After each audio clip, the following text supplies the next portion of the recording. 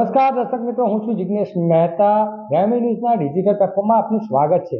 એક નજર મુખ્ય સમાચાર। ધામડોદ રેલવે ફાટક સમારકામ માટે બંધ કરાયા બાદ લોક રજૂઆતને પગલે ફરી ખોલાયું, વિદ્યાર્થીઓને મળશે રાહત।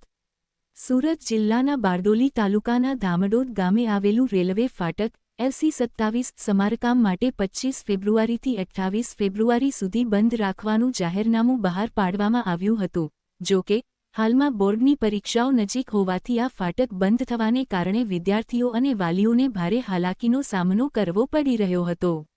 આ ગંભીર પરિસ્થિતિને ધ્યાનમાં રાખીને સ્થાનિક આગેવાનો અને વાલીઓએ ઉચ્ચ સ્તરે રજૂઆત કરી હતી। સુરત જિલ્લા ભાજપ પ્રમુખ ભરતભાઈ રાઠોડ, બારડોલી લોકસભાના સાંસદ પ્રભુભાઈ વસાવા, બારડોલીના ધારાસભ્ય ઈશ્વરભાઈ પરમાર અને તાલુકા ભાજપ પ્રમુખ ડો. આનંદ પટેલના માધ્યમથી રેલવે વિભાગના ઉચ્ચ અધિકારીઓ સાથે વાતચીત કરવામાં આવી હતી। વ્યારા ખાતે AD8 મનોજ સમક્ષ રજૂઆત કરવામાં આવી હતી કે પરીક્ષાના સમયે ફાટક બંધ રહેવાથી વિદ્યાર્થીઓ સમયસર પરીક્ષા કેન્દ્ર પર પહોંચી શકશે નહીં। આ રજૂઆતને સકારાત્મક પ્રતિસાદ આપતા રેલવે તંત્ર દ્વારા તાત્કાલિક નિર્ણય લેવામાં આવ્યો છે। વિડીયોમાં જણાવ્યા અનુસાર ફાટકને 1 જ કલાકમાં ફરીથી વાહન વ્યવહાર માટે ખુલ્લું મૂકી દેવાની ખાતરી આપવામાં આવી છે। આ નિર્ણયથી પરીક્ષાર્થીઓ અને ગ્રામજનોમાં ખુશીનો માહોલ જોવા મળી રહ્યો છે। સ્થાનિક અગ્રણીઓએ પણ લોકહિતમાં આટલી ઝડપથી નિર્ણય લેવા બદલ રેલવે તંત્ર અને ચૂંટાયેલા પ્રતિનિધિઓનો આભાર વ્યક્ત કર્યો હતો। હવે વિદ્યાર્થીઓ કોઈપણ વિલંબ વગર પોતાની પરીક્ષા આપી શકશે। નમસ્કાર।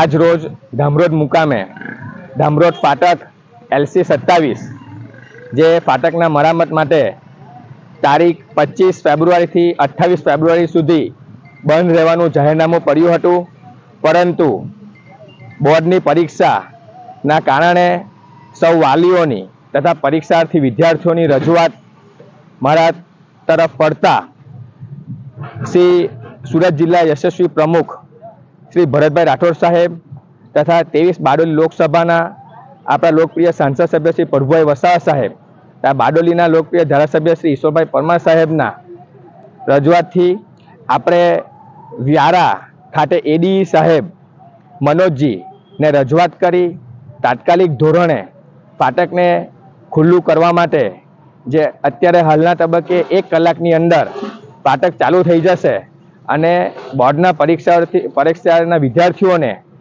એક્ઝામ આપવા માટે અગવડ ના પડે અને સમયસર પરીક્ષાના સ્થળ સુધી પહોંચી જાય એ માટે તાત્કાલિક ધોરણે 1 કલાકની અંદર ફાટક ચાલુ થઈ જશે।